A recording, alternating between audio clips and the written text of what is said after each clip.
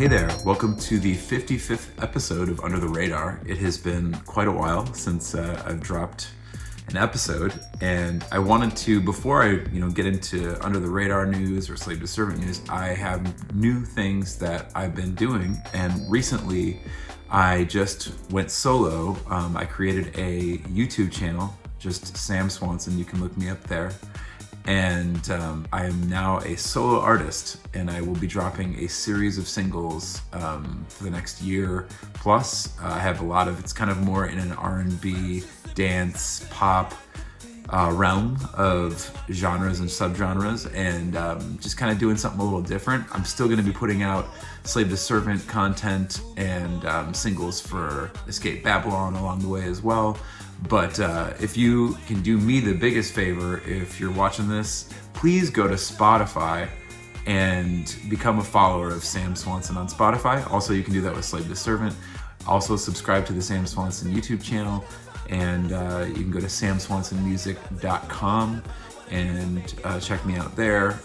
That's where it's kind of like my main hub, where I have links to my bands and my cover career and solo stuff as well as an artist. So anyway, that all being said, I'm excited to start this new endeavor. Please check out Sam Swanson on Spotify. House Hunting is the name of the song. We just dropped a music video, and there will be plenty more videos to come. I'm excited. In December, I'll be dropping a Christmas cover of a Nat King Cole classic. I'll just say that. But yeah, anyway, and before I get into this specific episode that I'm covering, I also wanted to bring up a couple things. I know last I covered The Academy Is, and since then they've done their show, and they had the original members come up on the song Attention. So there's footage on the internet of them doing that. There's pictures. It was just really heartwarming to see all that, and I wish I could have been there. And like I said, I still stand by what I said. I would like to see the entire original lineup get together and make a record again. I think that would be amazing. Another thing I wanted to bring up, which relates to other episodes and whatnot that I've done in the past, is I covered a band called Dormlife, their original demo from, I think it was 2003, many episodes ago, and they are releasing all the stuff they wrote back then. They're putting it all out as singles right now, and there's a label called, I think it's called We Were Humans or something like that. I might be wrong, but Tom from Plain White T's, another band that I covered in this series, Tom has a label, I think it's We Were Humans, and he's putting out the Dormlife singles, so check that out. They just dropped another single the same day as I did, this on Spotify this last Friday. I guess we'll bust into today's episode. Now, the band that I'm going to be covering today is a band that I sang and played acoustic guitar in, and it was originally started actually to be just a solo side project, and this was at a time when so this would have been I think it was the tail end of 2002. I started writing a lot of kind of just emo breakup songs. I was going through, some silly stuff and, just writing about it. And this was when Dashboard Confessional was really big, or starting to get big. And then also, I think the straw that broke the camel's back for me was, I remember Unwritten Law made an acoustic record, and I thought it was amazing. And then Andy from Hot Rod Circuit, the singer of Hot Rod Circuit, another band I've mentioned before in previous episodes, did a solo record called Safety in Numbers. It was just him on acoustic. And so I just saw this trend of kind of frontmen from other bands and other bands just kind of going acoustic. And then I think, again, like I've mentioned in the last episode of The Academy Is, Bill Beckett had Remember Maine, and I was like, well, shoot, why don't I just make my own acoustic record? And that was my intention, was to just make 10 acoustic songs by myself, record them with the same guy that did Midwest Blue, and put it out, and do like some solo shows and stuff here and there. And I called it Dormlife because I wasn't going to school, and I almost had like this guilt like because you feel pressure to go to school. And I think like the breakup that I was going through at the time, that I was just a silly, almost 20-year-old at the time, and so like my girlfriend had gone off to college, and I was just thinking like I'm missing out on this thing called dorm life. Like everybody's doing this thing, and to me like music was my dorm life, and that was like my schooling, if you will, for what I wanted to do in life. And so I was just trial by fire making records and stuff. So Dormlife became the name. Now, that all being said, I think I recorded the first couple demos by myself on acoustic first, and then I started handing them out in early 2003. And I did not hand out very many. I might have made like 50 copies at most. And there was just 2 song samplers. And then the weirdest thing happened, like around that time that I had recorded those songs, one of my friends, Josh Geyer, which I'll bring up later in this episode as well, I used to be in a band with him in high school, and he was a dear friend. He passed away from cancer, and he had Hodgkin's lymphoma, and it's kind of a long story. I won't get into it, but he passed away, and through a series of events, it was just coincidences that were so cool. Maybe a month later, Aaron, the drummer of Midwest Blue, and I went out to meet a friend of ours for like a late night, just meal or something, at this little diner in McHenry, Illinois. And she brought a guy that I recognized, that he was in the only, I was only in college for, I think, one semester, and he was in English with me. And I was like, oh, hey, what's up, Mike? And I hadn't seen him in probably a year or so. And we were talking about the band that we were in, Midwest Blue at the time, and we were about to put out Remembering to Forget. And he was saying, yeah, the singer of my band just died. And I was like, what? Who was your singer? And Aaron and I had both been in a band with his singer, Josh. It was just this full circle thing. And we felt very compelled to befriend him. And then we went to go jam with Mike. And Aaron decided he wanted to play bass. And I kept playing guitar, and Mike on drums. And I don't know, it wasn't magical. So we gave up on that idea of jamming, the 3 of us. And then I went home and I showed Mike some of my Dormlife stuff, and he really liked it. So he said, you should bring your acoustic over and we should try to play.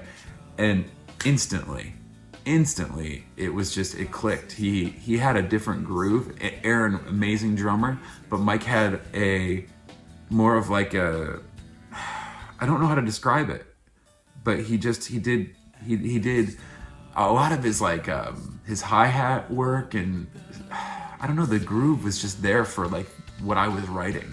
And so that's how we started jamming, and we recorded the 2 songs that I had done, and one more I had laid down. So we laid down drums on those, and then he introduced me to a friend named Phil, who worked at Doc Woods, who was giving bass lessons to Adam Siska from Academy Is, which I had mentioned, I think, in those episodes.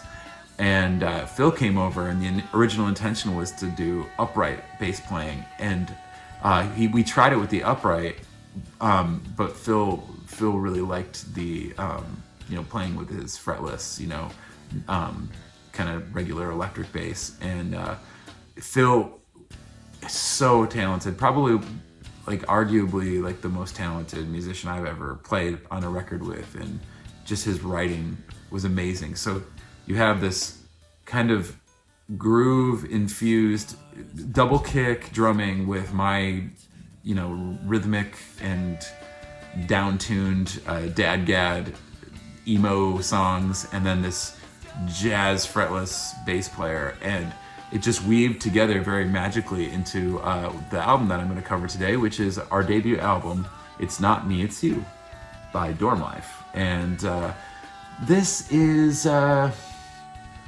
it was released in 2005, which is super late because we started tracking this record in, I mean, like I said, as far back as 2002 is when I had recorded the first demos, which ended up going on this record. Just, I never changed the original demos, actually. I just added to them, and like harmonies and drums and bass and all that good stuff. So realistically, I think we wrapped up recording this record. It's weird how it came together. So there were 3 songs originally, which were Reasons for Leaving, Time versus Circumstance, and What I've Been Missing Out On. Those were the original 3-song demo that we recorded in the summer of 2003 together. And that was when the Academy guys were like hyping us, and I don't know, we had a lot of positive feedback from that demo, which ended up becoming this record basically. So fast forward as time went by, I think it was winter of 2003 going into 2004, and Phil had told me that, because I didn't take Dormlife seriously, we did like less than 10 shows, and then Phil moved to Santa Cruz. So around New Year's, before he moved in January, I said, let's track the other songs that we have. And I think we had 8 original songs, and then we ended up recording 2 cover songs. So anyway, the other 6 that we recorded as a band were, I think, better quality. My voice had improved more, and then Phil left, and we were left with 9 songs, and then I recorded a cover of Josh's song, which I'll cover at the end of this episode. Before I break into the first song, I was going to say that this was also not only our first release of 3 albums, by the way, but this was my first release as a label. I started a record label called Alarm Clock Records with the Midwest Blue logo on the Alarm Clock EP that I've covered in this series, that was drawn by Jason Newman.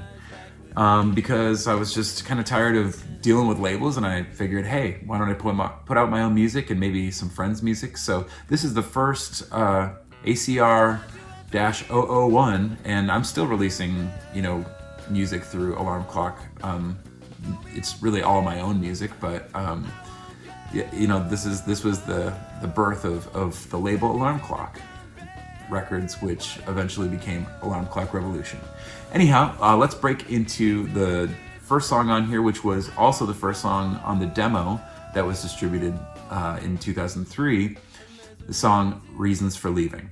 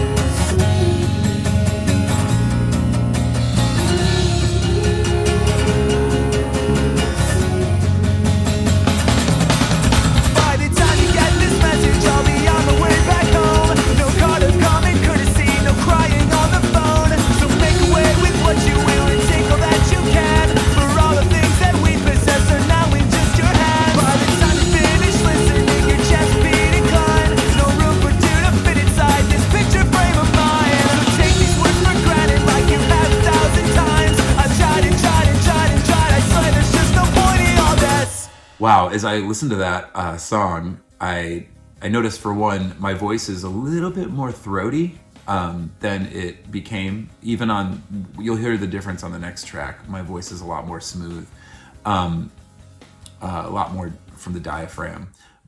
Still kind of just figuring it out, just like listening to like Baby Sam figure out how to sing. But I was also listening, and I remembered that I tuned this song down a half step, so it wasn't even in D. It would have been in C, right? Or D flat. Sorry, D flat, right? And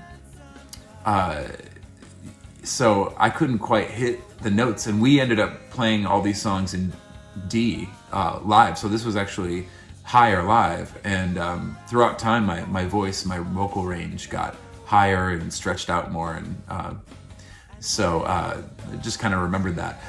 The next song on here, that song was pretty emo. I guess they're all kind of emo. And when I say emo, I'm not talking like, you know, I don't know how you say it, like the guy liner emo, you know, like the arena emo stuff. I'm talking about roots emo, you know, that more organic kind of vibe.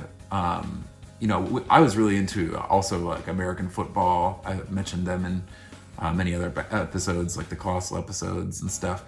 But there was more that kind of feel to this, like that OG roots emo, mellow, jazzy, kind of odd tuning vibe. So anyway, this song is probably my favorite song on here as far as from a pop perspective, because a lot of the songs aren't super poppy to me, not like overtly, you know, catchy. And this was I felt, I don't know, this is the one that we continued to play throughout our existence off this record, even when we made new records. So this song's called The Saddest Girl to Ever Hold a Martini.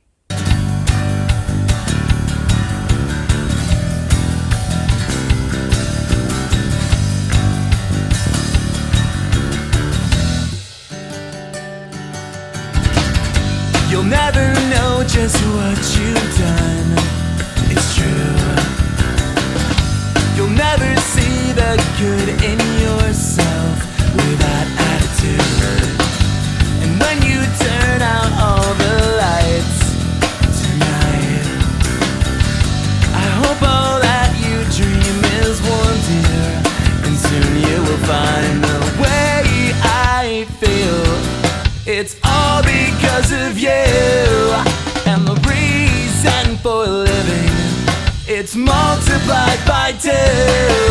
So angel, please take my breath away for the 13th time. For the 13th time, will you be mine?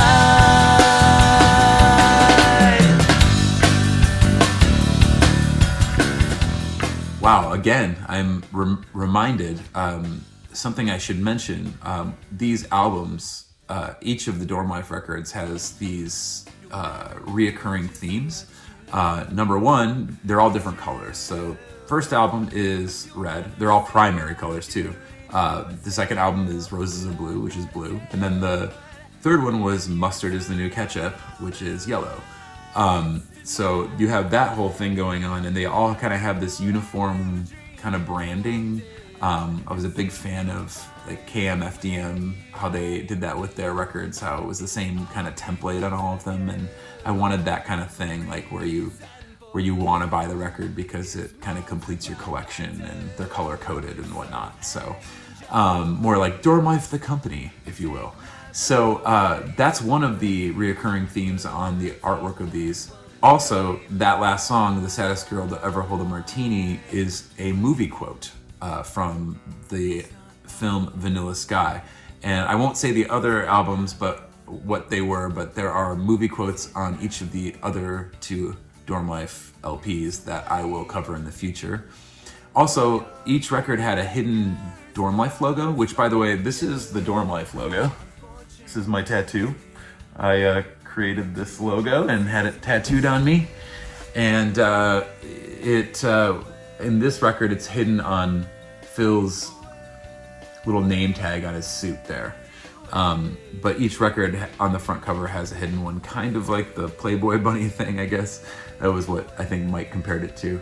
Also, on the inside, the actual CD, where it has the copyright, 2005 Alarm Clock Records, made in the USA, unauthorized duplication is a violation of applicable laws, and we will strike down upon thee with great vengeance and furious anger those who attempt to do so.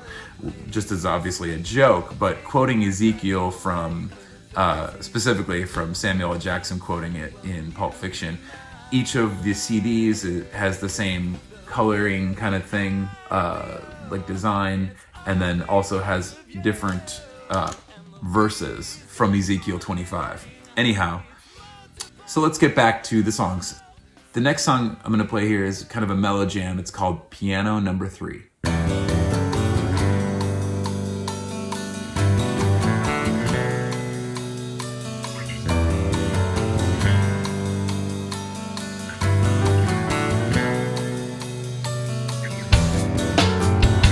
In my mouth it aches from these fake smiles. In my heart it breaks in two. With each hand I greet, I feel empty. And my heart is empty too. Did you even care to watch the life come out of me? Did you even stop to see what ruins came to be? And as you run away with pride, I know that I'll survive. Yet my thoughts reach closer and closer and closer and closer to the end. Now, the reason I called this song Piano Number 3 is because it was the third song that my sister, Sarah Swanson, played piano on that she recorded with me. Two of the times, one was on the Columbus Conspiracy EP. She played on the last song on that. And then she played on Dancing on Ice with us on Remember to Forget. And then this was the third one that we recorded, was called Piano Number 3. So there's the reasoning behind why it's called what it is. Also, it's the third track on the record. Something else to note is that that kind of birthed this idea that maybe piano would be a good addition to Dormlife. And so in the future, my sister joined, and she played on every song on Roses Are Blue, our next record, and she toured with us. So, all right, next song is, I think, equally as like catchy as The Saddest Girl That Hold a Martini. I think this was pulling a lot more pop sensibility, and I used to joke around that it was like a coffee shop song or something. But this song's called Going With My Gut. And you say this pointless conversation is over with a smile. But I say one slight modification could go the extra mile. And you claim this subtle fascination will die within the hour. But I beg with my puppy-like persuasion, yet this dog's seen better days. And even if I catch a cold tonight, well, your neck is bundled up in the velvet tight, it's okay. You look better in it anyway. And even if the song gets overplayed, well, your fingers are tapping to the sound you make, it's okay. It's not okay. And since the day you ran away, you know things have never been the same. And it feels like my gut just wants me home. And since the mood of everything has been sucked down in the bitter train, you know things just might be better left alone.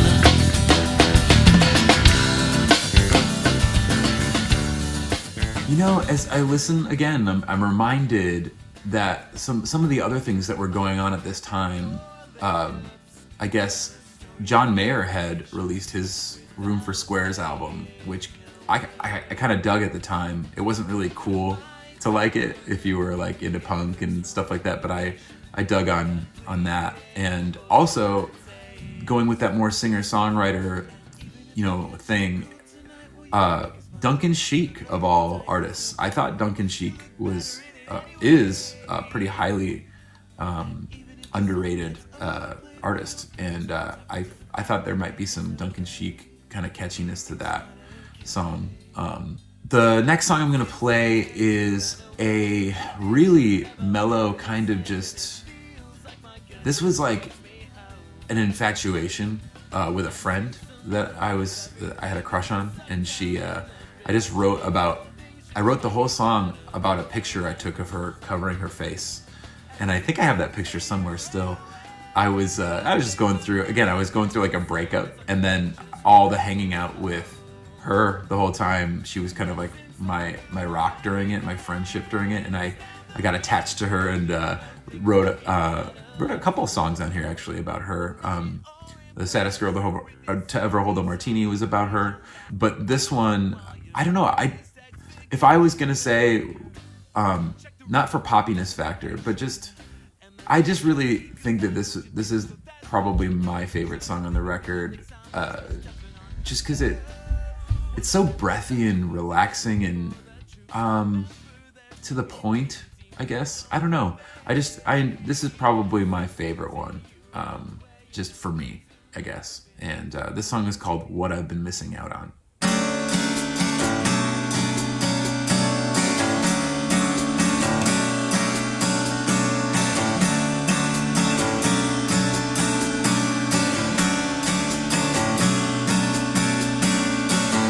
Don't cover your face, just gaze.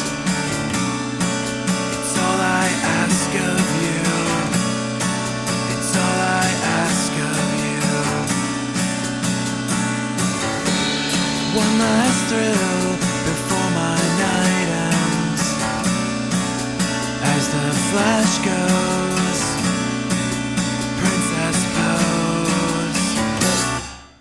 This is all I need to set me free. This is all I need to set me free.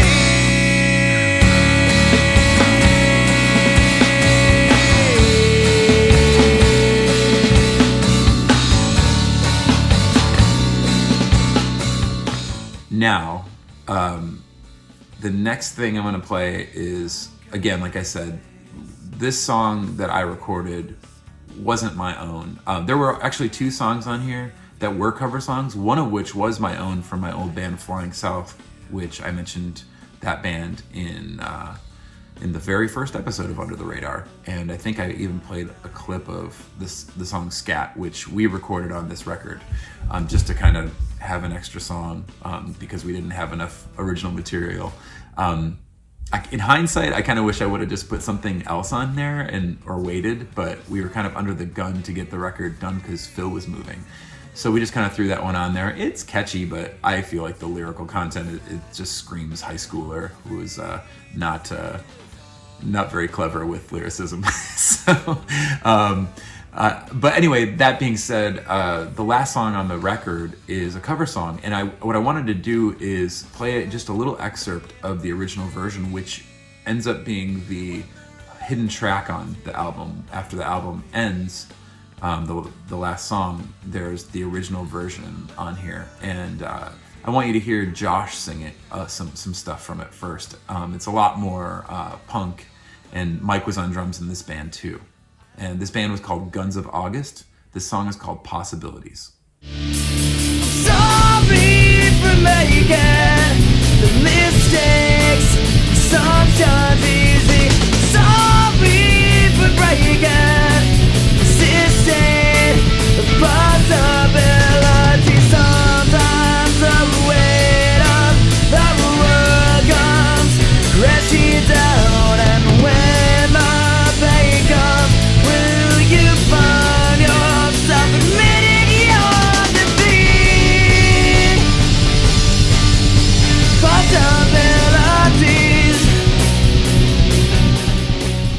raw recording, it's really comforting to me to hear Josh's voice. And the thing is that Josh went through horrific things since he was 15. You know, he was diagnosed with Hodgkin's lymphoma and beat it 3 times before he turned 20 or by age 20. The last time, right when he passed, they had tried stem cell on him. It was a new kind of procedure, a new experimental kind of thing that they were trying out, and his body just rejected everything. And so his kidneys shut down, his lungs started to collapse. It was just a mess, and he himself told them, pull the plug, I don't want to be a vegetable. And this was the last song that he wrote before meeting his maker, if you will. And is a very sad song. And when he sings, I'm sorry for breaking this bloodline of misery, that line always just got me. Like, nobody I knew at that age, like, had gone through the things that he went through. And he's just a really special individual, just a really charismatic guy. I also wanted to say that Midwest Blue, we dedicated our Remembering to Forget album to him, in memory of him when it came out in 2003. But the last thing I'm going to leave you with as far as recordings is the Possibilities, the version that I did, just a little excerpt of me singing Josh's song. Josh wrote this one.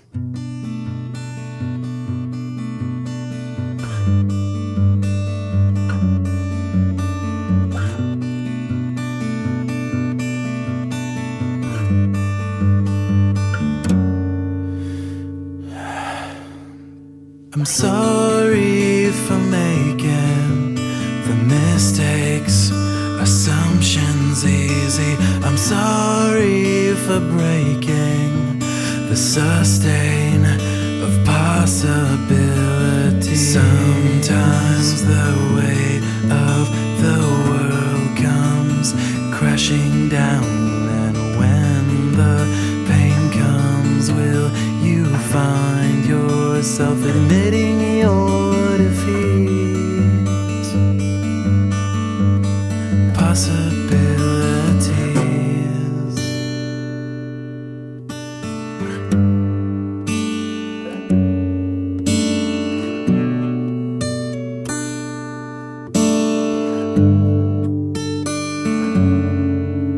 I'm sorry for taking the hard way, but time has secrets. I'm sorry for breaking this bloodline of misery, but rising from nothing is something. The strongest hearts don't fall into shadows, just rise from the depths of your defeat. Possibilities.